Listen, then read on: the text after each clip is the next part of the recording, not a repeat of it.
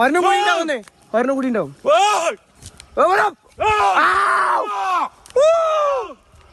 പാലക്കാട് ആറങ്ങോട്ടുകുളമ്പിൽ ഇന്നലെ രാവിലെയാണ് രവീന്ദ്രനെയും മകനെയും ആന ഓടിപ്പിച്ചത്. ഇവർ വീട്ടിൽ നിന്ന് ബസ് സ്റ്റോപ്പിലേക്ക് പോവുകയായിരുന്നു. ഇതിനിടയിൽ മുന്നിൽ വന്ന ആന ഇവരെ രണ്ടുപേരെയും ഓടിച്ചു. ഭാഗ്യം കൊണ്ടാണ് ജീവനോടെ രണ്ടുപേരും രക്ഷപ്പെട്ടത്. ഇന്നലെ രാവിലെ എന്താണ് ഉണ്ടായത്?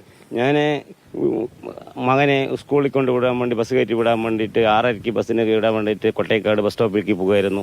വനപാലകന്മാർ മുകളിലുണ്ടായിരുന്നു, ഫോറസ്റ്റുകാർ അവിടെ ഉണ്ടായിരുന്നു. അവരെ കൊണ്ട് ഞാൻ ചോദിച്ചു, ഞാൻ അവരിനെ കണ്ട് സംസാരിച്ച് ആനയുണ്ടോ എന്നുള്ള ഇല്ല എന്നുള്ള ഉറപ്പിച്ച് അവർ പറഞ്ഞു ആനയില്ല, നീ പൊയ്ക്കോളോ പറഞ്ഞു. അവരിനെ കൊണ്ട് അനുവാദം കേട്ടിട്ട് ഞാൻ ഇറങ്ങി വന്ന വഴിയാണത്. ഈ വഴിയിൽ നിന്ന് നേരെ വരുന്ന ആന ഞങ്ങൾ രണ്ടുപേർക്ക് ഞങ്ങൾ എങ്ങനെ ഇതൊന്നും രക്ഷപ്പെട്ട് വന്നെന്നുള്ളത് ഞങ്ങൾക്ക് ഇന്നും ആലോചിച്ചിട്ട് പോലും ഈ കണ്ടാർക്കും എങ്ങനെ രക്ഷപ്പെട്ട് വന്നു എന്നുള്ളത് അറിയില്ല.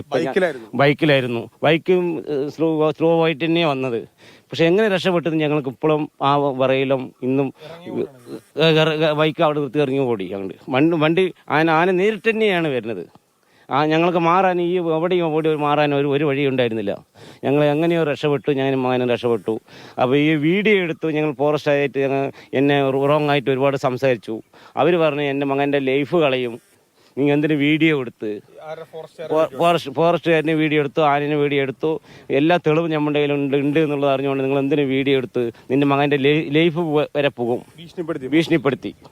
അപ്പം ഞങ്ങൾക്ക് ഈ സാധാരണപ്പെട്ട ആൾക്ക് എങ്ങനെ ഞങ്ങൾ ഇവിടെ നിന്ന് ജീവിച്ചു പോകും? ഇവിടെ 3 മരണം കഴിഞ്ഞ സ്ഥലമാണ്.